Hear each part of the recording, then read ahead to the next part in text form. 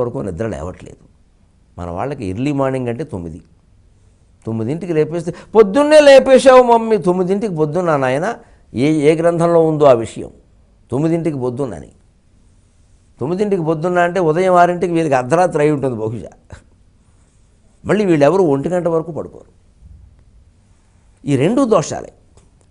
కానీ మనకంటే పల్లెటూళ్ళలో గోవులను కాసుకునేటువంటి గోపాలులు అదృష్టవంతులు. వాళ్ళ గురించి వేదంలో చెప్పారు. సూర్యోదయం ఆ సుమధుర దృశ్యాలని చూడగలుగుతున్నారు కొందరు, వాళ్ళు ఎంత అదృష్టవంతులని నమక చమకాల్లో వస్తుంది ఈ మాట. ఉతయనం గోప అదృశన్నదృశన్ను దకార్యక అంటారు.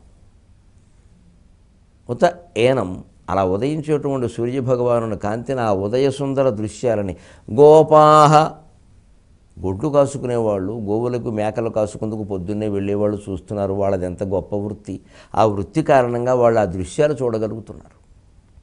అంతేకాదుగా అదృశన్ చూస్తూ చూస్తూ మురిసిపోతున్నారు. అందుకని ఆమెరెడితం వాడారు వేదంలో కూడా. ఉదహార్యక నీళ్లు తెచ్చుకునేటువంటి ఆడవాళ్ళు మగవాళ్ళు కూడా ఆ దృశ్యాలు చూస్తున్నారన్నారు. ఈవేళ దురదృష్టవశాత్తు ఆ గోవులను కాయడం కోసం పొద్దున్నే వెళ్ళేవాళ్ళు తగ్గిపోయారు. ఆ నీళ్లు కాలువల నుంచి తెచ్చుకునేవాళ్ళు లేకుండా పోయారు.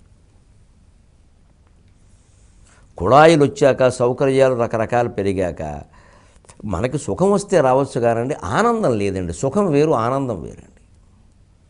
ఇవాళ పల్లెటూళ్ళలో కూడా 3 బస్సులు వస్తున్నాయి, చదువు స్కూల్ బస్సులు. పల్లెటూళ్ళకు కూడా ఈ మినరల్ వాటర్ సీసాల్లో పట్టుకొచ్చి అందిస్తున్నారు.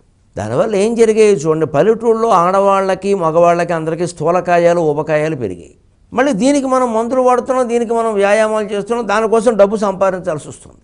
ఇదివరకు శారీరక శ్రమ చేసినట్టు ఉండేది, ఆరోగ్యాలు బాగుండేవి. ఏది గొప్పది? కాస్త ఆలోచిస్తే అర్థమైపోవట్లా. ఇవన్నీ వదిలేయండి.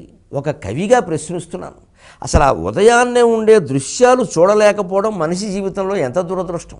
అవి డబ్బెడితే వస్తాయా?